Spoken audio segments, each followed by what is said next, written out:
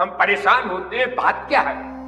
अच्छे खासे बैठे हैं और एकदम हमारे मन में गंदे विचार आ गए। एक गंदगी जो हमारी खोपड़ी में तमाम जन्मों की है वही निकल पड़ती। तो वो जब खत्म हो गया प्रारब्ध, उस समय ताकत लगाओ, नहीं हम रूप ध्यान करेंगे और ध्यान करेंगे, गुरु कृपा को रियलाइज करेंगे, भगवान की कृपा को रियलाइज करेंगे, थोड़ा परिश्रम करो।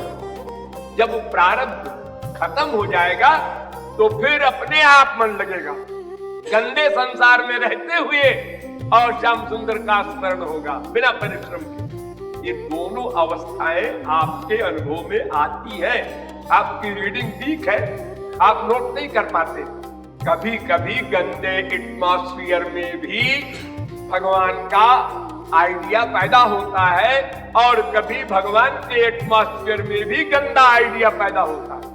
कोई व्यक्ति बैठे बैठे दुख का स्मरण कर रहा है, मेरा पति मर गया, मेरा बेटा मर गया, मेरा धन लुट गया, और रो रहा है और कीर्तन भी कर रहा है, हरे राम रो रहा वो ध्यान करके। अब देखने वाला कहता है कि ये तो रसिक है, महापुरुष है, सात्विक भाव का उद्रेक हो रहा है।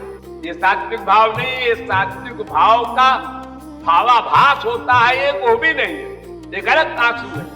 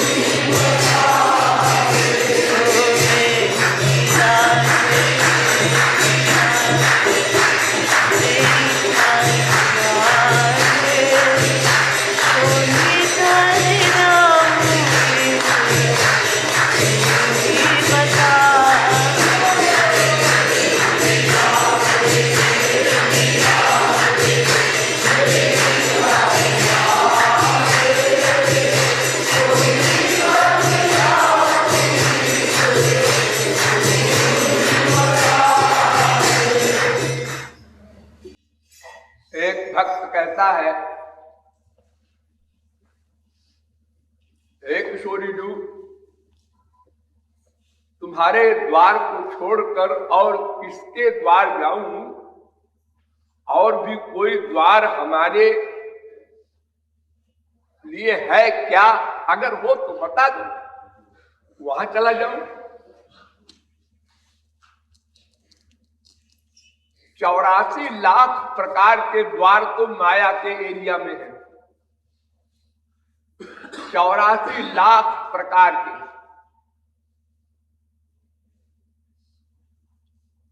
और 2 प्रकार का द्वार स्पिरिचुअल एरिया में है। 84 लाख का द्वार जो संसार में है वो 3 गुण का है। कुछ द्वार सात्विक है, कुछ द्वार राजस है, कुछ द्वार तामस है। ये 3 प्रकार के द्वार हैं। इन 3 प्रकार के सब द्वारों में हम लोग जा चुके, अनंत बार। ध्यान दो, अनंत बार हम सात्विक स्वर्गलोक आदि में भी गए, राजस मृत्युलोक में भी आए और तामस नरक आदि लोकों में भी गए। अनंत बार, लाख 2 लाख करोड़ बार नहीं, याद नहीं, भूल जाता है माया के कारण। तो 84 लाख द्वार पर जाकर क्या मिला? और दुख। सबसे भीख मांगा, सब जीवों को मां बनाया, बाप बनाया, बेटा बनाया, बीवी बनाया, पति बनाया, सब एक दूसरे के बनते रहे हर जन्म में।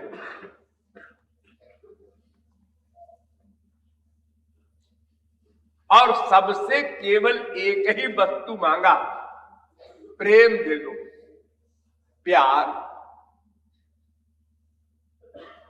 हम जिससे मांग रहे हैं प्रेम दे दो, वो हमसे आशा करता है तुम दे दो। उसको धोखा है कि मेरे पास प्रेम है, हमको धोखा है कि उसके पास प्रेम है, जबकि दोनों के पास नहीं। प्रेम शब्द का अर्थ भी नहीं जानते। आनंद शब्द का अर्थ भी नहीं जानते। आनंद है क्या भला है?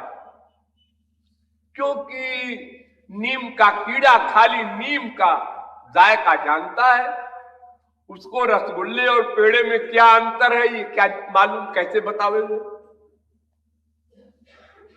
तो 84 लाख द्वार पर तो मैं हो आया किशोरी जी।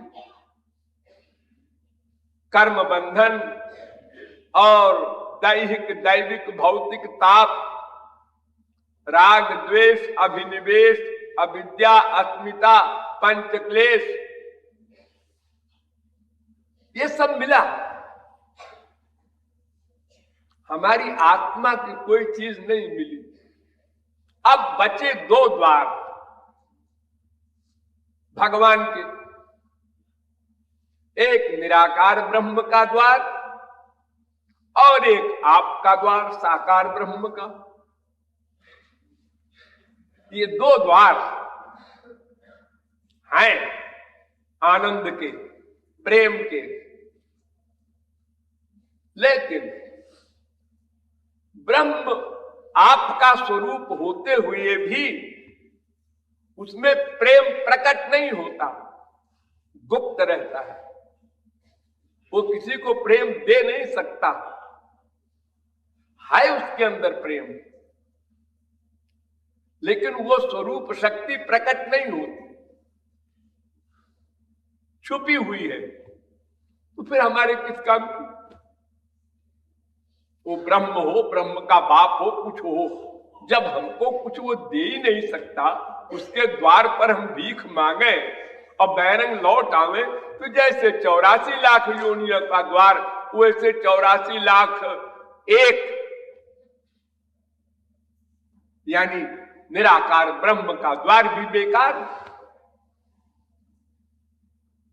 बड़े बड़े योगींद्र मुनींद्र मोक्ष मांगते हैं, मोक्ष, प्रेम मोम जाने दो, वो भी नहीं दे सकता ब्रह्म। फिर ज्ञानी का मोक्ष कैसे होता है? अगर ब्रह्म कुछ दे सकता तो उसके पास तो मोक्ष भी है, प्रेम भी है, दोनों दे सकता है, लेकिन वो कुछ देता ही नहीं है। उसमें शक्तियां प्रकट नहीं होती।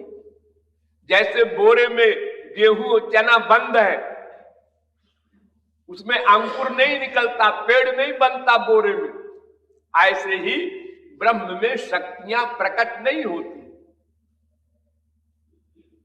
वो अव्यक्त शक्ति कहलाता है। शक्ति है, सब शक्तियां, अरे सृष्टि करता है। ये तो वायुमान भूतानि जायन्ते येन जातानि जीवन्ति यत् पर्यन्त्यभिसं विशन्ति तद् ब्रह्म।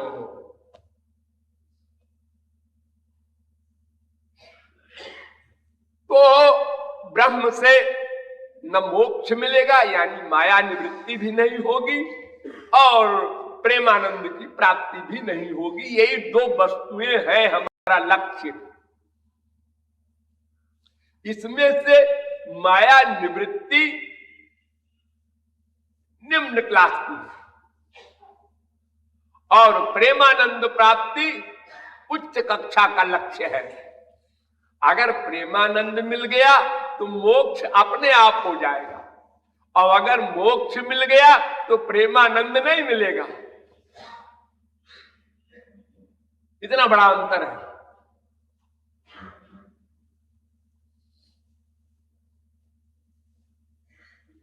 अगर किसी के बेटा है तो इसका मतलब यह कि उसके पति भी था, अब तो बेटा हुआ। लेकिन पति है खाली तो बेटा है ऐसा कंपलसरी नहीं है। बिना बेटे के भी स्त्री पति होते हैं। तो दुख निवृत्ति हो गई, इससे आनंद प्राप्ति भी हुई, ये सिद्ध नहीं होता। लेकिन अगर आनंद प्राप्ति हो गई तो दुख निवृत्ति हो गई, ये सिद्ध हो जाता है। देखो, ज्ञानियों को मोक्ष मिलता है, ब्रह्म से नहीं, आप ही से मिलता है किशोरी। जब वो ज्ञानी आपकी शरण में जाता है तो आपकी कृपा होती है, तब वो मोक्ष पाता है, माया से मुक्त होता है। मामेव ये प्रपद्यन्ते, एव शब्द लगा है। ब्रह्म का यानी आपका ज्ञान भी आपकी कृपा से होता है, आपकी शरणागति से होता है, मोक्ष मिल जाता है उसको। आप तो कल्पवृक्ष है, जिसने जो मांगा उसको दे दिया।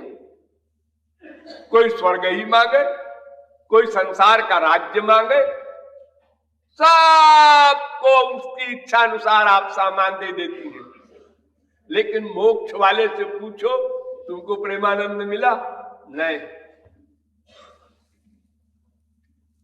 किसी किसी भाग्यशाली को भक्त की कृपा से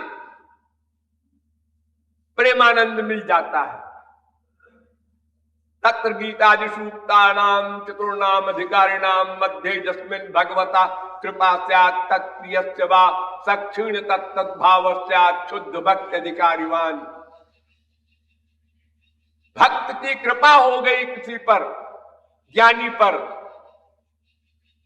तो वो मोक्ष की कामना छोड़ देता है, उसको प्रेमानंद मिल जाता है। और ये तो हुआ जब तक वो शरीर रखे हुए हैं। ऐसे तमाम परमहंसों को मिला। और जो भगवान में मिल जाते हैं, शरीर रहित हो जाते हैं, उन पर भी किसी किसी पर कृपा हो जाती है भगवान की, तो उसको प्रेमानंद मिल जाता है। लेकिन वो किसी किसी पर,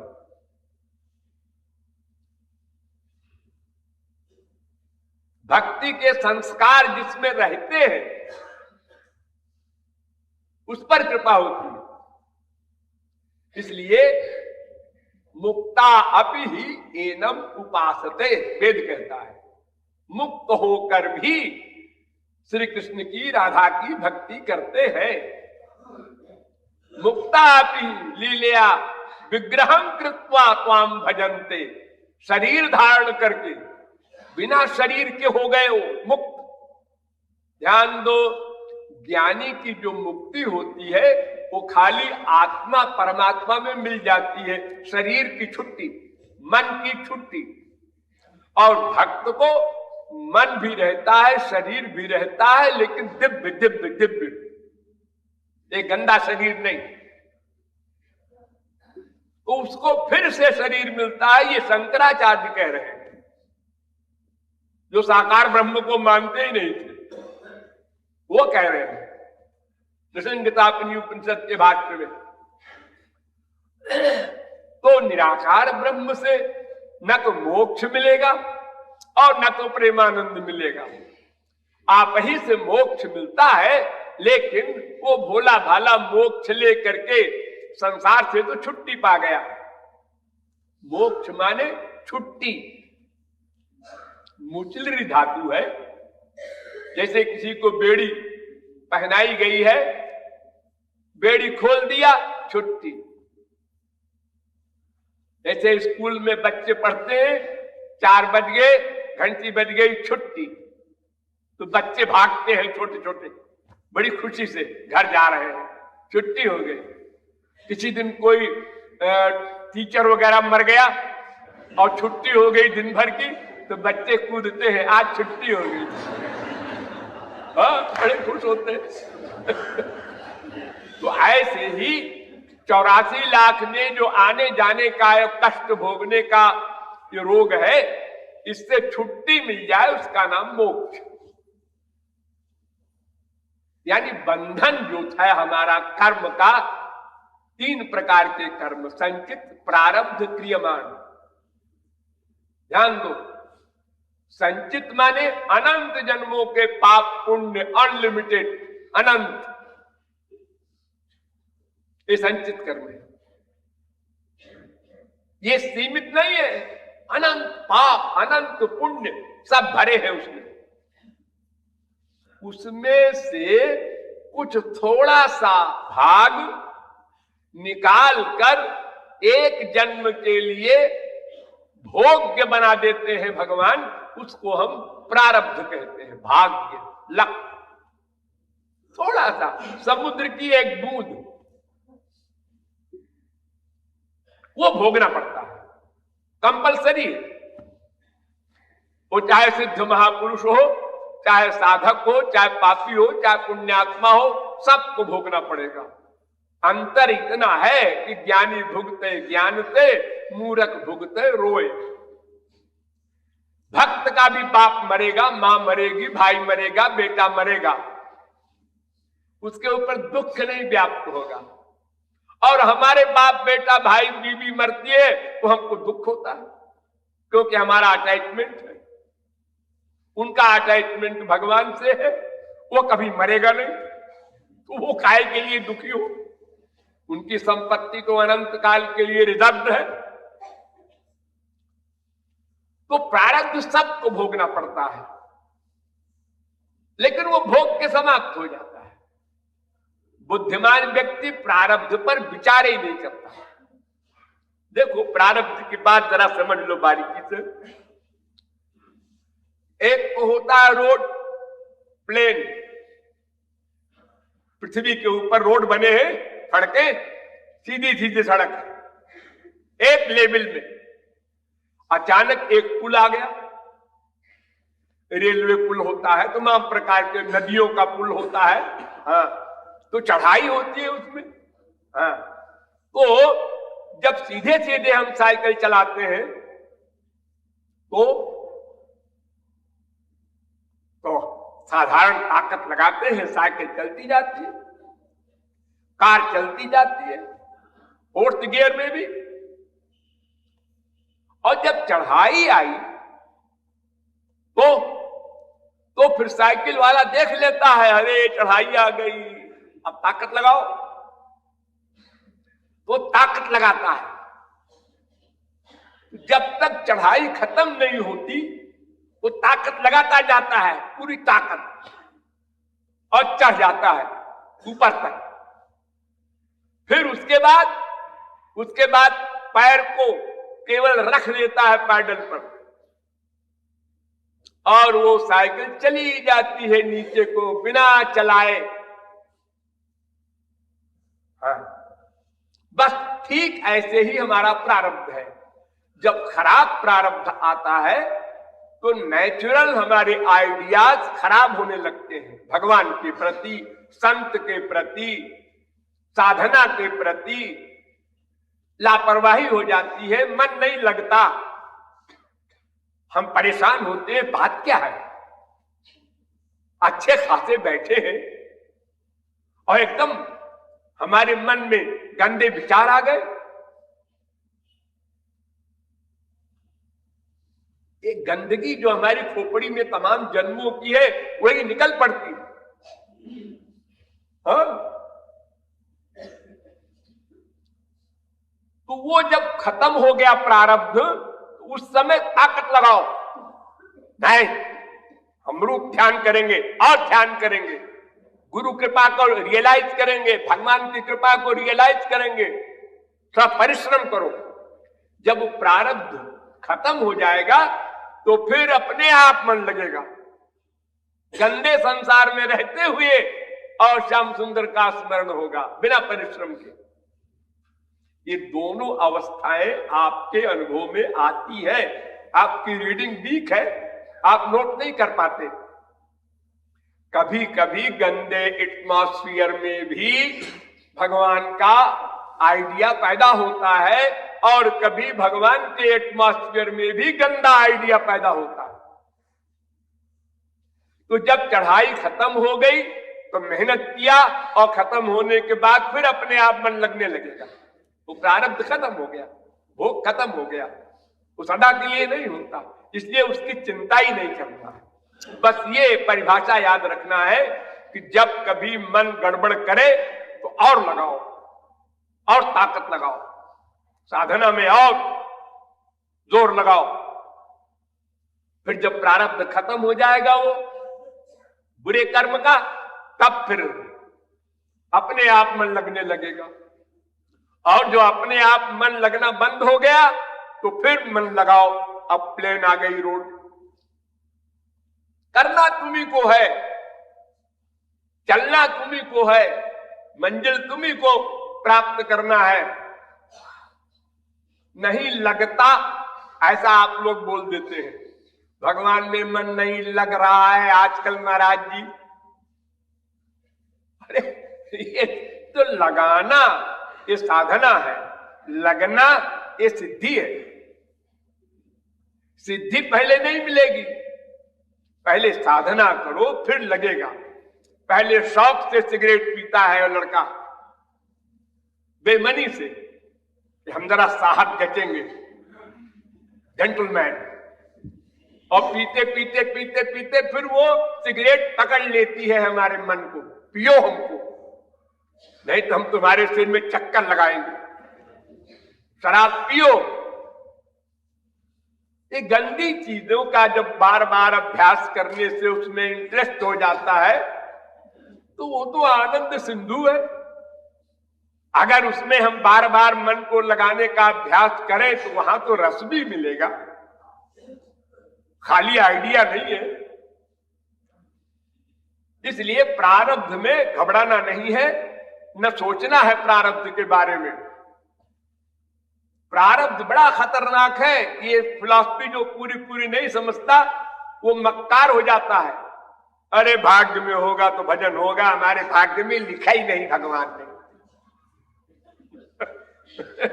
काल ही कर्म ही ईश्वर ही मिथ्या दोष लगाए।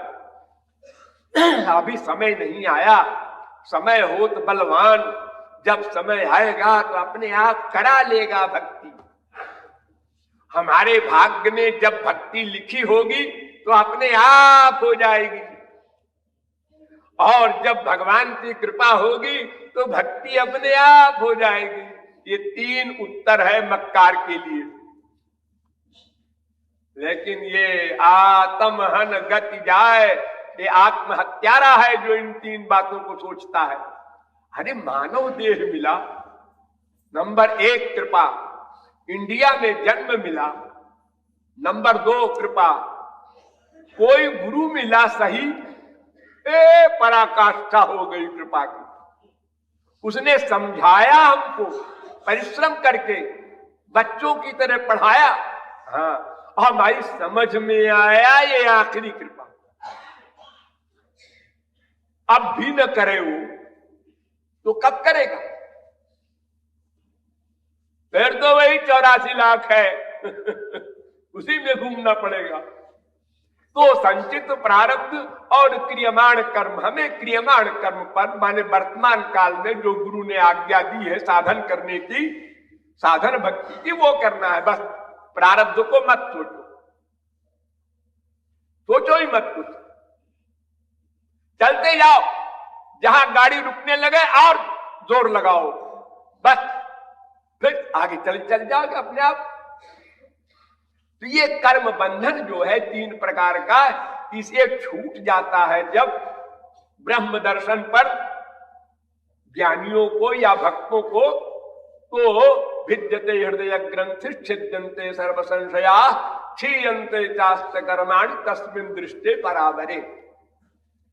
उसके दर्शन के बाद ये सब कर्म भस्म हो जाते हैं, इसलिए मोक्ष हो जाता है, उसी को मोक्ष कहते हैं।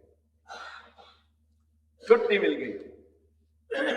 यूं समझो कि जैसे गेहूं है, चावल है, चना है, हाँ, बोरे में बंद है, हाँ, खेत में डाल दिया, हाँ, पेड़ पैदा हो गया, हाँ, और उसी गेहूं चावल को अगर भाड़ में डाल दिया,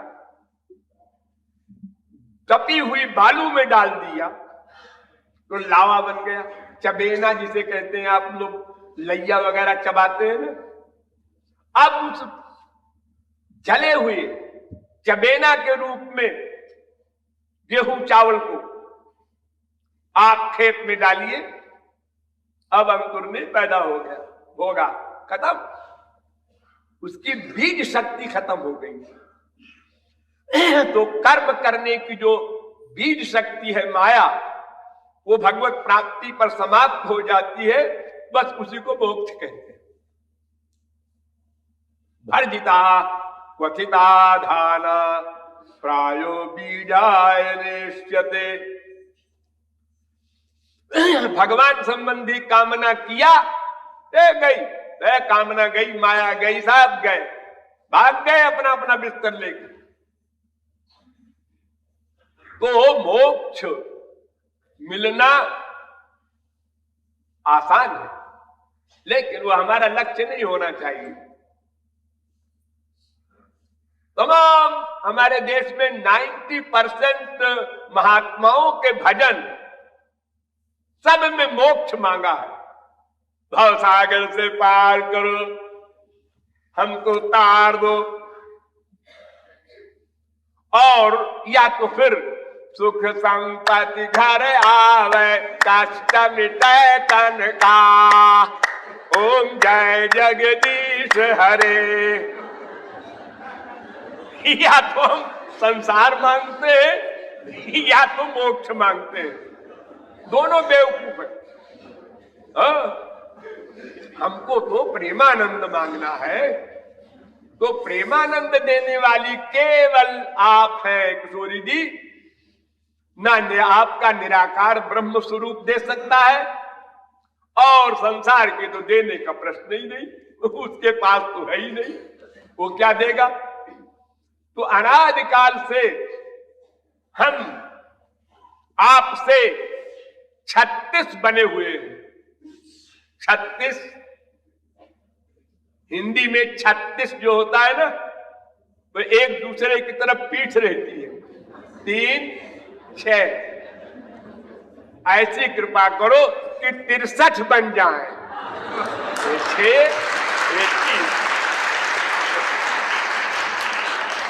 दुष्टम यदा पश्यत्यन्यमीशमस्त महिमानमित बीत शोका। वेद कहता है ये जो जीव विमुख है भगवान से, अगर ये सन्मुख हो जाए, बस काम बन गया, इतनी सी बात है। उसी को शरणागति कहो, भक्ति कहो, उपासना कहो, साधना कहो, चाहे जो बोल दो। उस सन्मुखता के लिए वो कृपा मांग रहा है। अपनी साधना का बल नहीं, साधना करो, मन लगाओ, लेकिन ये ना अहंकार आने पाए, आज मेरे भगवान के लिए आंसू आए, अब हम भी गोपी बन गए। अरे गोपियों के आंसू और हैं, ये आंसू जो आते हैं आंख में, ये लाखों प्रकार के होते हैं। और खास तौर से तो यो समझो, तमोगुणी आंसू, रजोगुणी आंसू, सात्विक आंसू, गुणातीत आंसू, फिर उसमें भी अनेक क्लासेस हैं। गोपी प्रेम तक, प्रेमा भक्ति के आंसू, स्नेह भक्ति के, राग भक्ति के, मान भक्ति के, प्रणय भक्ति के, अनुराग भक्ति के, भावावेश भक्ति के, महाभाव भक्ति के, सब पानी है आंख का। लेकिन इतना अलग अलग अंतर है। तो संसारी मान लो किसी का सात्विक राजस तामस आंसू है, कोई दुख मिला, कोई व्यक्ति बैठे बैठे दुख का स्मरण कर रहा है, मेरा पति मर गया, मेरा बेटा मर गया, मेरा धन लुट गया, और रो रहा है, और कीर्तन भी कर रहा है, हरे राम रो रहा वो ध्यान करके। अब देखने वाला कहता है कि ये तो रसिक है, महापुरुष है, सात्विक भाव का उद्रेक हो रहा है इसकी। ये सात्विक भाव नहीं, ये सात्विक भाव का भावाभास होता है, एक वो भी नहीं है, एक गलत आंसू है। जो भगवान के लिए निष्काम आंसू निकले वो सही आंसू है। फिर भगवत प्राप्ति होने पर प्रेम के आंसू निकलना प्रारंभ होंगे। अब प्रेम का आंसू मिला, अभी तो प्रेम ही नहीं मिला, अभी तो प्रेम मिलने के लिए आंसू बहा रहा है। हमारा मन जो भगवान से प्यार करता है, ये मन माइक है, उसका ध्यान, उसका चिंतन सब माइक है।